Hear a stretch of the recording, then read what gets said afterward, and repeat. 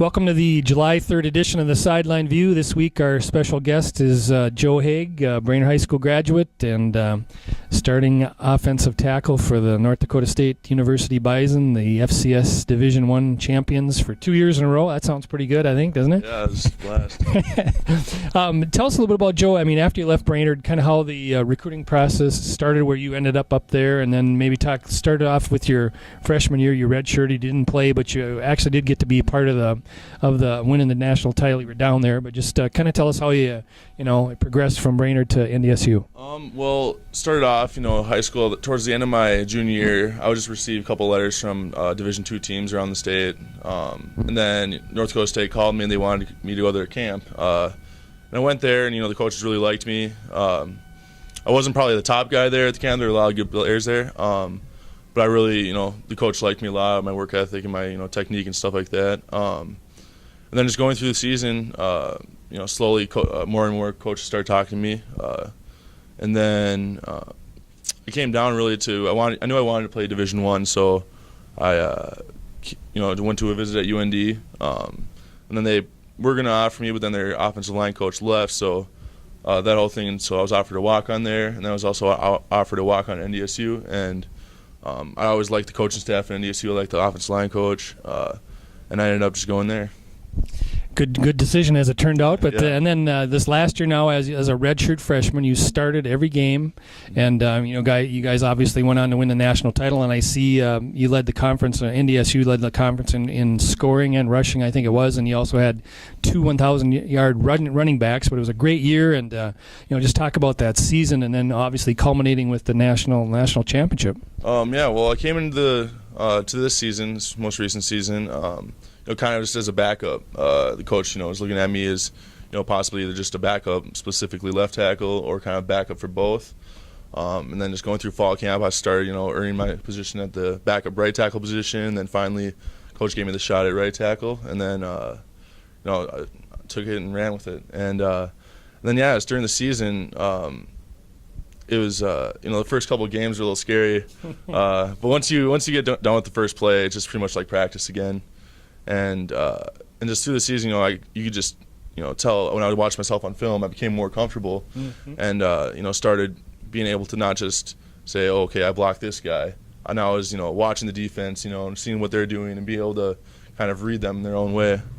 And then just finally, we're going through the playoffs. We had a crazy game, against Georgia Southern, which came down to a fourth down run, and then at the national championship, I couldn't have asked for anything more.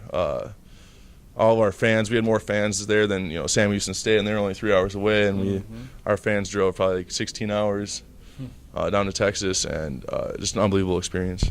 Yeah, I can't imagine. And then was it in Dallas? Was it near Dallas? Frisco, right next to Dallas. Frisco, yeah. That's what it was. I remember Let's back up a little bit as far as your Brainerd career. I think you were on two state semifinal teams with the Warriors, I believe it was, and I know you were all state once, all conference a couple times, all section a couple times. How much did that experience, high school, prepare you for the next level? It definitely helped me a lot. Just the Brainerd program in general just preaches work ethic and listening to your coaches and being able to adapt to kind of how you're playing, how your coaches teaches you, and that, and then also just the weight program has allowed me to get stronger, and I obviously needed to gain a lot of weight, so that helped a lot there, and just the way the coaching staff goes about their business is very similar to NDSU, and both programs obviously have had a lot of success recently, and it's obviously working for them. Yeah.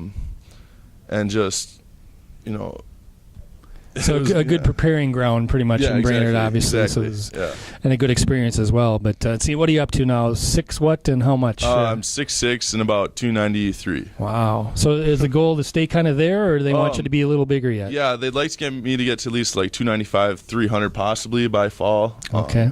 That's difficult, and then in the long run, possibly up to 315. But just all depends on how fast I can still play at and just keep my athleticism, but still gain weight. Sure. What about this summer now? What's your workouts consisting of? Kind of what your regimen is for the summer to get ready for practice in the fall? Well, when we started off in June, you lift every morning, Monday, Tuesday, Thursday, Friday, and then We have runs in the afternoon, which are pretty intense. You know, it's pretty typical for a couple guys to puke. And it's definitely harder on the offensive line than it is the skill position guys. But yeah, and then just we start doing captain's practice soon too. And just, you know, our coach, our weightlifting coach, Coach Kramer, he really emphasizes the fact that that we're a completely different team. Last year never happened. Mm-hmm. You aren't allowed to wear national championship shirts in the weight room. We'll make you turn them inside out, and just really focusing on that this is a new team and that, you know, we're here for ourselves and not last year's not going to help us with anything. Yep.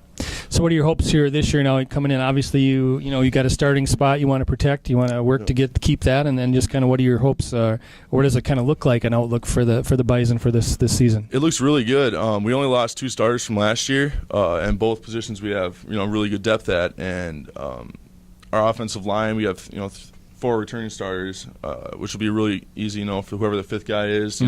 Step into the shoe and we'll be able to adapt to him pretty easily. And then just our entire team in general, we only had about 4 seniors that were actually eligible to play kind of last year, but they were great leaders. But then that also allowed the juniors of last year kind of step up and become great leaders. And everyone's just in spring ball you could tell everyone just kind of went when they left off, and everyone was just clicking on all cylinders. Season opener is when? It's Kansas State, August 30th. I believe. Down in Kansas. Kansas. Yep. And then any other games that are really highlights as far as, other than conference play, big names like that, like Kansas State or? No, Kansas State's our only FBS one, but mainly just my conference. Indiana State was the one team that beat us last year, so I know we'll be looking for them. Yep.